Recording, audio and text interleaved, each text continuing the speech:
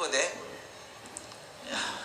ಬಾಗಿಲು ಹಾಕಿದ್ರೆ ಬೆಲ್ ಬಾರಿಸ್ಬೋದು, ತೆಗೆದಿದ್ರೆ ಕಾಣಿಸುತ್ತೆ. ಇದು ಮುಕ್ಕಾಲು ಭಾಗ ಮುಚ್ಚಿತ್ತು. ಬೆಲ್ ಬಾರಿಸ್ಲೋ ಬೇಡ ಅಂತ ಒಳಗಿನ ಜೋರು ಧ್ವನಿ ಬಂತು. ಜೋರು ಧ್ವನಿ, ಎಸ್ ಕಮೆನ್ ಅಂತ. ಒಳಗೆ ಹೋದೆ.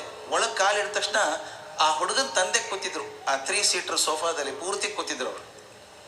ನಾನು ನೋಡಿ ಒಳಗೆ ಬನ್ನಿ ಅಲ್ಲಿ ಕೂಗಿದ್ರು ಒಂದೇ ಸಲ. ಸುಧಾಕರ ಅಂದರು. ಆ ಹುಡುಗನ ಹೆಸರು ರಾ ಅನ್ನೋದ್ರೊಳಗೆ ಬಂದಿದ್ದ ಹುಡುಗ. ಅಲ್ಲಿ ನಮಸ್ಕಾರ ಸರ್, ಭಾಳ ಸಂತೋಷ ಆಯ್ತು ಸರ್, ಬಂದು ಕೂತ್ಕೊಳ್ಳಿ ಸರ್ ಅಂತ ಒಂದು ಕುರ್ಚಿ ತೋರಿಸ್ದೆ. ಅಲ್ಲೇ ಕೊಡ್ಬೇಕು, ನಾ ಬೇರೆ ಕಡೆ ಕೊಡೋಕ್ಕಾಗಲ್ಲ. ಒಂದು ಹೆಜ್ಜೆ ಇಟ್ಟೆ. ಮತ್ತು ಅವ್ರು ಕೂತ್ಕೊಂಡ್ರು. ಕೂತವರು ಕೀರ್ತಿ ಅಂದರು. ಇದ್ಯಾವ ಕೀರ್ತಿ ಇದು? ಅವನ ತಂಗಿ. ಅದೇ ಡೈಲಾಗೆ, ನಮಸ್ಕಾರ ಸರ್, ಮನೆಗೆ ಬಂದದ್ದು ಭಾಳ ಸಂತೋಷ ಸರ್, ಕೂತ್ಕೊಳ್ಳಿ ಸರ್ ಅಂದರು. ಮತ್ತೊಂದು ಹೆಜ್ಜೆ ಇಟ್ಟೆ. ಮತ್ತೆ ಕೂಗಿದ್ರು. ಜಾನಕಿ ಅಂದರು. ಇದ್ಯಾರು ಜಾನಕಿ? ಸುಧಾಕರನ್ ತಾಯಿ, ಅವ್ರ ಹೆಂಡತಿ. ಅವರು ಬಂದರು ಪಾಪ, ಹಂಗೆ ಸೇಮ್ ಡೈಲಾಗ್, ನಮಸ್ಕಾರ ಸರ್, ಮನೆಗೆ ಬಂದದ್ದು ಭಾಳ ಸಂತೋಷ ಸರ್, ಕೂತ್ಕೊಳ್ಳಿ ಸರ್ ಅಂದರು. ಇನ್ನೇನು ಕುರ್ಚಿಯಲ್ಲಿ ಕೂತ್ಕೊಳ್ಳೋ ಹೊತ್ತಿಗೆ ಮತ್ತೆ ಕೂಗಿದ್ರು. ಜಾನಕಿ ಅಂದರು. ಇಲ್ಲ, ಇವನು 2ನೇ ಜಾನಕಿ. ಒಬ್ಬರು ಜಾನಕಿ ಬಂದಿದ್ದಾರಲ್ಲ. 2ನೇ ಸಲ ಜಾನಕಿ ಅಂದಾಗ ಅವ್ರು ಒಳಗೆ ಹೋದರು. ಅಂದ್ರೆ ರಿಹರ್ಸಲ್ ಎಷ್ಟು ಪಕ್ಕ ಆಗಿತ್ತು ಅಂದರೆ, ಮೊದಲನೇ ಸಲ ಜಾನಕಿ ಅಂದಾಗ ಬರಬೇಕು, 2ನೇ ಸಲ ಅಂದಾಗ ಒಳಗೆ ಹೋಗ್ಬೇಕು. ಎಲ್ಲರೂ ಹೆಂಗೆ ಮುಷ್ಟಿಯಲ್ಲಿ ಹಿಡಿದುಬಿಟ್ಟಿದ್ದಾರೆ ಬಿಗಿಯಾಗಿ ಅವರು. ಅದಕ್ಕೆ ಗೊತ್ತಾಯ್ತಿದ್ದೆ ಸುಧಾಕರ ಯಾಕೆ ಹೆಂಗಿದ್ದಾನೆ ಅಂತ. ಅವನ ಅಪ್ಪನ ಪರ್ಮಿಷನ್ ಇಲ್ಲದೆ ಏನೂ ಮಾಡೋಕ್ಕೆ ಸಾಧ್ಯ ಇಲ್ಲ. ತೀರಾ ಪ್ರೀತಿಯಾದ್ರು ಮಾಡ್ತೀವಿ, ತೀರಾ ಬಿಗಿಯಾದರೂ ಮಾಡ್ತೀವಿ, ಎರಡೂ ಬೇಡ. ಚೆನ್ನಾಗಿ ಬೆಳೀಲಿ ಮಕ್ಕಳು. ಸಣ್ಣದಿದ್ದಾಗ ಬಹಳ ಪ್ರೆಷರ್ ಹಾಕಬೇಡಿ. 5 ವರ್ಷ ಮಕ್ಕಳಿಗೆ ಬರೀ ಪ್ರೀತಿ ಕೊಡಿ. 5 ವರ್ಷ ಬಹಳ ಮುಖ್ಯ ಮನುಷ್ಯನ ಜೀವನದಲ್ಲಿ. ನಿಮ್ಗೆ ಗೊತ್ತಿಲ್ಲ, ಪುಟ್ಟ ಮಗು ಅಂತೀವಿ ನಾವು. ನಮ್ಮ ಮನುಷ್ಯನ ಬುದ್ಧಿ ಪೂರ್ತಿ ಬೆಳೆಯೋದು, ಬ್ರೈನ್ ಬೆಳೆಯೋದು 5 ವರ್ಷ. ಚಿಂತನೆ ಎಲ್ಲ ಬಂದ್ಬಿಡ್ತದೆ 5 ವರ್ಷಕ್ಕೆ. 5 ವರ್ಷದವರೆಗೂ ಮಕ್ಕಳಿಗೆ ಬರೀ ಒಳ್ಳೇದನ್ನು ತೋರಿಸಿ, ಶುಭವಾದದ್ದನ್ನು ತೋರಿಸಿ, ಸಂತೋಷವಾಗಿರೋದನ್ನು ತೋರಿಸಿ. ನನಗೆ ಗೊತ್ತಿಲ್ಲ ನಿಮ್ಮ ಮಕ್ಕಳು ಹೊಡಿತೀರೋ ಗೊತ್ತಿಲ್ಲ. ಹೊಡಿತಿದ್ರೆ ದಯವಿಟ್ಟು ಹೊಡಿಬೇಡಿ. 5 ವರ್ಷ ತನಕ ಹೊಡಿಲೇಬೇಡಿ ಮಕ್ಕಳನ್ನು. ಯಾಕೆ ಹೊಡಿಬಾರ್ದು ಅಂತ ಒಬ್ರು ಕೇಳಿದ್ರು ನನಗೆ. ನಾನು ಮೇಷ್ಟ್ರು ಹೇಳ್ತೀನಿ ಹೊಡಿಬೇಡಿ ಅಂತ. ಒಬ್ಬರು ಮುದುಕರು ಕೇಳಿಬಿಟ್ರು ನನ್ನ. ಅಲ್ಲ ಸರ್, ಹೊಡಿಲಾರ್ದೆ ಕಲಿಸೋದು ಹೆಂಗೆ ಸರ್? ನಾನು ನಿಮ್ಗೆ ಹೊಡಿಬೇಕೋ ಕಲಿಸ್ಬೇಕೋ? ಕಲಿಸೋದು ಮುಖ್ಯ ತಾನೇ. ಒಂದು ಉದಾಹರಣೆ ಕೊಡ್ತೀನಿ. ಕುದುರೆ ಬಂಡಿಯಲ್ಲಿ ಹೋಗ್ತಾ ಇದ್ದೀರಿ ಅಂತ ಇಟ್ಕೊಳ್ಳಿ. ಕುದುರೆ ಬಂಡಿಯಲ್ಲಿ ಹೋಗ್ತೀರಿ. ಕುದುರೆ ಬಂಡಿಯೊಳಗೆ 2 ಭಾಗ ಇದೆ, ಒಂದು ಬಂಡಿ, ಒಂದು ಕುದುರೆ. ಬೇಗ ಬೇಗ ಹೋಗ್ಬೇಕಂದ್ರೆ ಯಾರಿಗೆ ಹೊಡಿತೀರಿ ನೀವು? ಬಂಡಿಗೆ ಹೊಡಿತೀರೋ ಕುದುರೆಗೆ ಹೊಡಿತೀರೋ? ಕುದುರೆಗೆ ಹೊಡಿಬೇಕಲ್ವ ಬೇಗ ಹೋಗ್ಬೇಕಂದ್ರೆ. ಅದೇ ರೀತಿ ಮಗು ಕೂತ್ಕೊಂಡಿದೆ, ಓದಲ್ಲ ಅಂತ ಮೊಂಡತನ ಮಾಡುತ್ತೆ. ಆ ಮಗುವಿನಲ್ಲೂ 2 ಭಾಗ ಇದೆ, ಒಂದು ದೇಹ, ಒಂದು ಮನಸ್ಸು ಅಂತ. ಓದಲ್ಲ ಅನ್ನೋದು ಯಾವುದು? ಮನಸ್ಸು. ದೇಹ ಕಲ್ಲೇ ಕೂತಿದೆಯಲ್ಲ ಪಾಪದು. ಓದಲ್ಲ ಅನ್ನೋದು ಮನಸ್ಸು. ಆದರೆ ಹೊಡೆಯೋದು ಯಾರಿಗೆ ಹೊಡಿತೀರಿ? ದೇಹಕ್ಕೆ ಹೊಡಿತೀರಿ. ಬಂಡಿಗೆ ಹೊಡೆದಂಗೆ. ಹೊಡೆದ್ರೆ ಪ್ರಯೋಜನ ಇಲ್ಲ. ನಾವು ಮನಸ್ಸಿಗೆ ಹೊಡೆಯೋಕೆ ಗೊತ್ತಿಲ್ಲ ನಮಗೆ, ಅದಕ್ಕೆ ದೇಹಕ್ಕೆ ಹೊಡಿತೀವಿ. ಅದು ಹೊಡಿಲಾರ್ದಂಗೆ ಮಕ್ಕಳನ್ನು ಬೆಳೆಸಿ, ಪ್ರೀತಿಯನ್ನು ತೋರಿಸಿ, ಜಗತ್ತಲ್ಲಿ ಒಳ್ಳೇದಿದೆ ಅಂತ ಹೇಳಿ, ಜಗತ್ತು ಕೆಟ್ಟಿದೆ ಅಂತ ಹೇಳಬೇಡಿ. 5 ವರ್ಷ ಬಹಳ ಮುಖ್ಯ. ಲಾಲಯ್ಯ ಪಂಚವರ್ಷಾಣಿ. 5 ವರ್ಷ ತುಂಬ ಪ್ರೀತಿ ತೋರಿಸ್ಬೇಕು. ಮುಂದೆ ಶಿಸ್ತಿರಬೇಕು. 5 ವರ್ಷ ಆದಮೇಲೆ ಅದೇ ಮುದ್ದು ಮಾಡಿದರೆ ಪ್ರಯೋಜನ ಇಲ್ಲ. 5ರಿಂದ 16 ವರ್ಷದವರೆಗೂ ಈ ಕುಂಬಾರ ಮಡಿಕೆ ಮಾಡಬೇಕಾದ್ರೆ ಆ ತಿಗರಿ ಮೇಲೆ ಮಣ್ಣಿಟ್ಟು ಹಿಂಗೆ ಹೊಡಿತಾ ಇರ್ತಾನೆ. ನಿಮ್ಮ ಬರೀ ಹೊರಗಿನ ಕೈ ಕಾಣಿಸ್ತಾ ಇರುತ್ತೆ, ಆದರೆ ಅವನು ಅದೇ ಕಾಲಕ್ಕೆ ಒಳಗಡೆ ಅದೇ ಜಾಗದಲ್ಲಿ ಕೈ ಇಟ್ಟಿರ್ತಾನೆ. ಒಳಗಿನ ಕೈ ಹಿಡದೆ ಹೋದರೆ ತಟ್ಟಿದರೆ ಮುರಿದು ಹೋಗುತ್ತೆ. ಬರೀ ಒಳಗಿನ ಕೈ ಇಟ್ಟರೆ ಆಕಾರ ತಪ್ಪೋಗುತ್ತೆ. ಒಳಗಿನ ಕೈ ಪ್ರೀತಿ, ಮ್ಯಾಲಿನ ಶಿಸ್ತು. ಮುಂದೆ 10 ವರ್ಷ ಅದೇ ರೀತಿ ಶಿಸ್ತಿಂದ ಬೆಳೆಸಿ 16 ವರ್ಷ ಆದ್ಮೇಲೆ ಮಗುನ ಸ್ನೇಹಿತರಂಗೆ ನೋಡ್ಕೊಳ್ಳಿ. ತುಂಬ ಚೆನ್ನಾಗಿ ಬರ್ತಾರೆ ಮಕ್ಕಳು. ಈ ನಾ ಶಿಕ್ಷಣ ಅಂತ ಹೇಳಿದ್ನೆಲ್ಲ, ನಾವು ಕೊಡಬೇಕಾದದ್ದು 3 ಮುಖ್ಯ ವಿಷಯ ಕೊಡಬೇಕಾದದ್ದು ಮಕ್ಕಳಿಗೆ. ಆ ಮಗು ತನ್ನಲ್ಲಿ ಆತ್ಮವಿಶ್ವಾಸ ಬರಬೇಕು. I can do it, I can do it. ಇದಾಗದೆ ಹೋದ್ರೆ ನಷ್ಟ ಇಲ್ಲ. ನಾವು ತುಂಬ ಪ್ರೆಷರ್ ಹಾಕಿದಾಗ ಮಕ್ಕಳಿಗೆ ಎಷ್ಟರ ಮಟ್ಟಿಗೆ ಹೆದರಿಕೆ ಆಗತ್ತೆ ಅಂದರೆ, ಟೆನ್ಷನ್ನು. ಈಗ grade 6, 7, 8 children are going through depression. ವಿಚಿತ್ರ ಕೇಸ್ ಸ್ಟಡಿ ಅದನ್ನು ನಿಮ್ಯಾನ್ಸ್ಗೆ ಸ್ಟಡಿ ಮಾಡಿದರೆ 6, 7, 8ನೇ ಕ್ಲಾಸಿನ ಮಕ್ಕಳಿಗೆ ಖಿನ್ನತೆ ಆಗ್ತಾ ಇದೆ. ಕಾರಣ ಇದೆಯಾ? ಅಷ್ಟು ಪ್ರೆಷರ್ ಹಾಕಬೇಡಿ, ಕಾರಣ ಇಲ್ಲ. ಅದು 6, 7, 8 ಚೆನ್ನಾಗಿ ಓದಲಿ ಹುಡುಗರು. ನಾವು ಈಗಲೇ ತುಂಬ ಓಡಿಸ್ಬಿಟ್ರೆ LKGಯಿಂದಾನೆ ನಾನು ನೋಡಿದ್ದೀನಿ ಕೆಲವು ಪೇರೆಂಟ್ಸ್ ಒಂದು ಜಗಳಾಡ್ತಾರೆ. A ಸೆಕ್ಷನಲ್ಲಿ P ಅವರು ಬಂದಿದ್ದಾರೆ, ಇನ್ನು ನೀವು Kದಲ್ಲಿದ್ದೀರಿ. ಏನು ನೊಬೆಲ್ ಪ್ರೈಸ್ ಬರ್ತದೆ ಕೆ ಹೋದರೆ? ಏನೂ ಇಲ್ಲ, ಕಲೀಲಿ. ಇರೋದೇ 26 ಅಕ್ಷರ ಕಲಿತಾರೋ. ಆದರೆ ನಾವು ಪ್ರೆಷರ್ ಹಾಕಿ ಓಡಲಿ ಅಂತೀವಲ್ಲ, ಈ ಓಡಿಸ್ಬಿಟ್ರೆ ನಿಜವಾಗ್ಲೂ ಅವನು ಓಡಬೇಕಾದ ಕಾಲದಲ್ಲಿ ಕುಸಿದು ಕೊಡ್ತಾನೆ ಅವನು. The moment when you have to show is performance, you will not perform. ಮತ್ತು ಇನ್ನೊಂದು ಮಾತು ಮುಖ್ಯ ಹೇಳ್ಬೇಕು ನಾನು. ಮಕ್ಕಳಿಗೆ ಹಿಂಗಾಗು ಅಂತೆಲ್ಲ ಹೇಳ್ತೀವಲ್ಲ ನಾವು, ಹೇಳಿದರೆ ಪ್ರಯೋಜನ ಇಲ್ಲ ಸ್ನೇಹಿತರೆ. ನಾವು ಮಾಡಿ ತೋರಿಸ್ಬೇಕಾಗ್ತದೆ. ಮೌಲ್ಯಗಳನ್ನು ಹೇಳಿ ತೋರ್ಸೋಕ್ಕಾಗಲ್ಲ, ನಡೆದೇ ತೋರಿಸ್ಬೇಕು. ಒಂದು ಸಣ್ಣದೊಂದು ಪ್ರಯೋಗ ಮಾಡೋಣ, ನೀವೆಲ್ಲ ಒಪ್ಕೊಂಡ್ರೆ ಆಗ್ಬೋದಾ? ಕೇಳಿಸುತ್ತಾ? ಕೊನೆಯವರೆಗೆ ಕೇಳಿಸುತ್ತಾ? ನೀವು ಕಾಣಿಸ್ತಾ ಇಲ್ಲ ನನಗೆ. ಎಷ್ಟು ಕೇಳಿಸುತ್ತಾ? ಗುಡ್. ಎಲ್ಲರೂ ಬಲಗೈ ಖಾಲಿ ಇಟ್ಕೊಳ್ಳಿ. ಬಲಗೈಯಲ್ಲಿ ಪೆನ್ನು, ಪೆನ್ಸಿಲ್ಲು, ಮೊಬೈಲು, ವಸ್ತ್ರ ಬೇಡ. ಬಲಗೈ ಮಾತ್ರ ಖಾಲಿ ಇಟ್ಕೊಳ್ಳಿ. ನಾನು ಹೇಳಿದ ಹಾಗೆ ಮಾಡಬೇಕು. ಗೊತ್ತಾಯ್ತಲ್ಲ? ನಾನು ಹೇಳಿದ ಹಾಗೆ ಮಾತ್ರ ಮಾಡಬೇಕೆಲ್ಲರೂ. ಎಲ್ಲರೂ ಬಲಗೈ ಮೇಲೆ ಕೆತ್ತಿ, ಎಲ್ಲರೂ ಬಲಗೈ ಮೇಲೆ ಕೆತ್ತಿ. ಎಲ್ಲ ಬೆರಳು ಸೇರಿ ಮುಷ್ಟಿ ಮಾಡಿ ನಿಧಾನಕ್ಕೆ ಕೈ ಮುಂದೆ ತಗೊಂಡು ಬನ್ನಿ.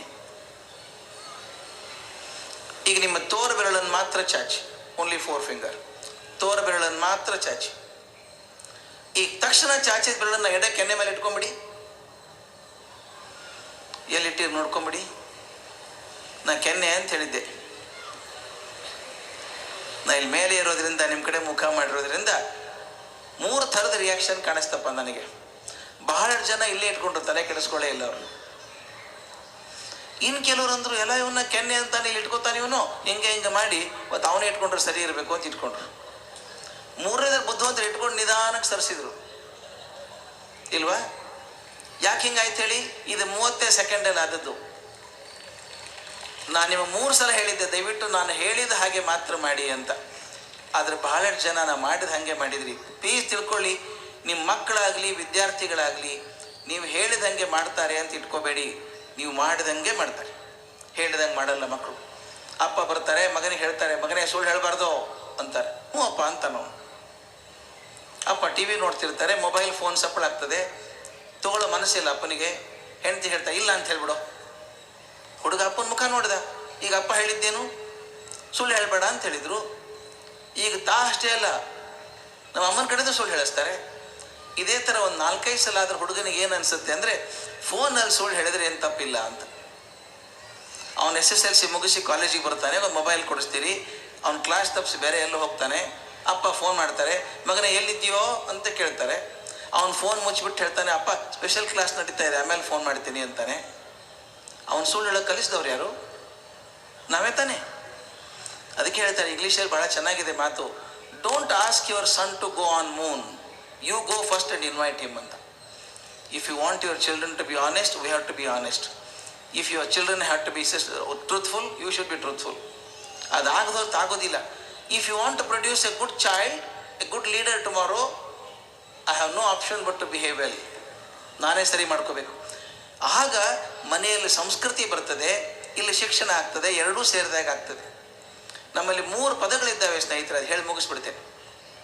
ಸಂಸ್ಕೃತದಲ್ಲಿ, ಕನ್ನಡದಲ್ಲಿ 3 ಪದಗಳಿದ್ದಾವೆ. ಒಂದು ಪ್ರಕೃತಿ, 2ನೇದ್ದು ಸಂಸ್ಕೃತಿ, 3ನೇದ್ದು ವಿಕೃತಿ ಅಂತ 3 ಪದ. ಪ್ರಕೃತಿ ಅಂದ್ರೇನು? ನಿಸರ್ಗ. ಅಲ್ಲೊಂದು ಕಲ್ಲು ಬಂಡೆ ಬಿದ್ದಿದೆ, ಶತಮಾನಗಳಿಂದ ಬಿದ್ದಿದೆ ಕಲ್ಲದು, ಎಷ್ಟೋ ಕೋಟಿ ಲಕ್ಷ ವರ್ಷ ಆಯ್ತು ಅಲ್ಲೇ ಬಿದ್ದಿದೆ ಕಲ್ಲದು. ಒಂದು ದಿವಸ ಯಾವನೋ ಶಿಲ್ಪಿ ಬರ್ತಾನೆ, ಎಷ್ಟು ಒಳ್ಳೆ ಕಲ್ಲಲ್ಲ ಇದು, ಹಂಗೆ ಬಿದ್ದಿದೆ, ಒಂದು ವಿಗ್ರಹ ಮಾಡ್ಬೋದು ಅಂತಾನೆ. ಅವನಿಗೆ ಶಿಲ್ಪಜ್ಞಾನ ಇದೆ, ಪರಿಶ್ರಮ ಹಾಕೋಕೆ ಮನಸ್ಸಿದೆ. 2 ವರ್ಷ ಕೂತ್ಕೊಂಡು ಆ ಕಲ್ಲು ಬಂಡೆಯನ್ನು ಕೆತ್ತಿ ಒಂದು ಅದ್ಭುತವಾದ ಸುಂದರವಾದ ವಿಗ್ರಹ ಮಾಡಿಡ್ತಾನೆ. ಆ ವಿಗ್ರಹಕ್ಕೆ ಸಂಸ್ಕೃತಿ ಅಂತೀವಿ. ದಯವಿಟ್ಟು ನೋಡಿ, ಕಲ್ಲು ಪ್ರಕೃತಿ, ವಿಗ್ರಹ ಸಂಸ್ಕೃತಿ. ಅಕ್ಕಿ ಪ್ರಕೃತಿ, ಅದು ನಿಸರ್ಗ ಕೊಡುವಂಥದ್ದು. ಆದರೆ ಅನ್ನ ಸಂಸ್ಕೃತಿ. ಹತ್ತಿ ಪ್ರಕೃತಿ, ಬಟ್ಟೆ ಸಂಸ್ಕೃತಿ.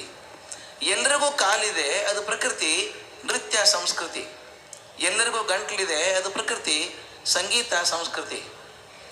ದಯವಿಟ್ಟು ತಿಳ್ಕೊಳ್ಳಿ, ಪ್ರಕೃತಿ ತನ್ನಷ್ಟಕ್ಕೆ ತಾನೇ ಸಂಸ್ಕೃತಿ ಆಗೋದಿಲ್ಲ. ಆ ಪ್ರಕೃತಿ ಮೇಲೆ ಜ್ಞಾನ ಇದ್ದವರು ಪರಿಶ್ರಮ ಹಾಕಿದಾಗ ಮಾತ್ರ ಆ ಪ್ರಕೃತಿ ಇದ್ದದ್ದು ಸಂಸ್ಕೃತಿ ಆಗ್ತದೆ. ಒಂದು ವಿಗ್ರಹ ಆಗಬೋಗಿದ್ದ ಕಲ್ಲು ಯಾರೋ ಒಡೆದು ಚೂರು ಮಾಡಿ ಹಾಳು ಮಾಡಿಬಿಟ್ರೆ ಸಂಸ್ಕೃತಿ ಆಗದೆ ಹೋದಾಗ ಅದನ್ನು ವಿಕೃತಿ ಅಂತ ಕರೀತೇವೆ. ಇದನ್ನು ಮನುಷ್ಯ ಜೀವನಕ್ಕೆ ಹೋಲಿಸ್ಬಿಡಿ. ಆಗ ತಾನೇ ಹುಟ್ಟಿದಂಥ ಮಗು ಇದೆಯಲ್ಲ, ಏನು ಪಾಪ ಅಳದು ಬಿಟ್ರೆ ಏನೂ ಬರಲ್ಲ ಪಾಪ, ಅದಕ್ಕೆ ಪ್ರಕೃತಿ ಅದು. ಆಗ ತಾನೇ ಹುಟ್ಟಿದ ಮಗು ಪ್ರಕೃತಿ ಇದೆಯಲ್ಲ, ತಾಯಿಯಿಂದ ಕಲ್ಕೊಳ್ಳುತ್ತೆ, ತಂದೆಯಿಂದ, ಮನೆಯವರಿಂದ, ಸ್ಕೂಲು, ಕಾಲೇಜು, ಯೂನಿವರ್ಸಿಟಿ, ಸಮಾಜ ಕಲ್ಕೊಂಡು 25-30 ವರ್ಷ ಆಗೋ ಹೊತ್ತಿಗೆ ಒಬ್ಬ ಸುಸಂಸ್ಕೃತ ವ್ಯಕ್ತಿ ಅಂತ ಆಗ್ತದೆ. ಯಾವ ಸಂಸ್ಕಾರಗಳಿಂದ ಪ್ರಕೃತಿಯಾಗಿದ್ದಂಥ ಮಗು ಸುಸಂಸ್ಕೃತ ಆಯಿತೋ ಆ ಸಂಸ್ಕಾರಗಳ ಹೆಸರು ಶಿಕ್ಷಣ. ಶಿಕ್ಷಣ ಅಂದ್ರೆ ಸರ್ಟಿಫಿಕೇಟ್ ಅಲ್ಲ, ಮಾರ್ಕ್ಸ್ ಕಾರ್ಡ್ ಅಲ್ಲ. ಯಾರಿಗೆ ಸಂಸ್ಕಾರ ಸಿಕ್ಕಿದೆಯೋ ಅವ್ರು ಶಿಕ್ಷಣ ಪಡ್ಕೊಂಡ ಹಾಗೆ. ಬರೀ ಮಾರ್ಕ್ಸ್ ಕಾರ್ಡ್ ತೊಗೊಂಡ್ರೆ ಶಿಕ್ಷಣ ಬಂತು ಅಂತಲ್ಲ. ನನ್ನ ಜೊತೆಗೆ ಹುಡುಗ PhD ಮಾಡಿದ, ಅಮೇರಿಕಕ್ಕೆ ಹೋಗ್ಬೇಕು ಇನ್ನೊಂದು PhDಗೆ ಅಂತ ಪ್ರಯತ್ನ ಮಾಡಿದ. ಅವ್ರ ತಂದೆ ಬೆಳಗಾವಿ ಹತ್ರ ಸಣ್ಣ ಹಳ್ಳಿ, ಪ್ರೈಮರಿ ಸ್ಕೂಲ್ ಟೀಚರು. ಈಗಿನಷ್ಟು ಸುಲಭ ಆಗಿರಲಿಲ್ಲ ಅಮೇರಿಕಕ್ಕೆ ಕಳಿಸೋದು. ಪಾಪ ಹೊಲ ಎಲ್ಲ ಮಾರಿ ಮಗನ ಕಳಿಸಿದ್ರು. ಇವನು ಹೋಗಿ 2ನೇ PhD ಮಾಡ್ತಾ ಮಾಡ್ತಾ ಅದು ಅಮೇರಿಕನ್ ಹುಡುಗಿನ ಮದುವೆ ಆದ. ಅಪ್ಪ ಅಮ್ಮನಿಗೆ ಹೇಳಲೇ ಇಲ್ಲ ಮದುವೆ ಆಗಿದ್ದೀನಿ ಅಂತ. ನಾವೊಂದು 4-5 ಜನಕ್ಕೆ ಗೊತ್ತಿತ್ತು ಮದುವೆ ಆಗಿದ್ದಾನೆ ಅಂತ. 5 ವರ್ಷ ಆದ್ಮೇಲೆ ಮೊದಲನೇ ಸಲ ಭಾರತಕ್ಕೆ ವಾಪಸ್ ಬಂದ. ಅಕಸ್ಮಾತ್ ನಾನು ಬೆಳಗಾಂನಲ್ಲಿದ್ದೆ ಅವತ್ತು, ಹೇಗೂ ಬರ್ತಾನಲ್ಲ ಅಂತ ಏರ್ಪೋರ್ಟಿಗೆ ಹೋದೆ. ಭಾಳ ಸಣ್ಣ ಏರ್ಪೋರ್ಟ್.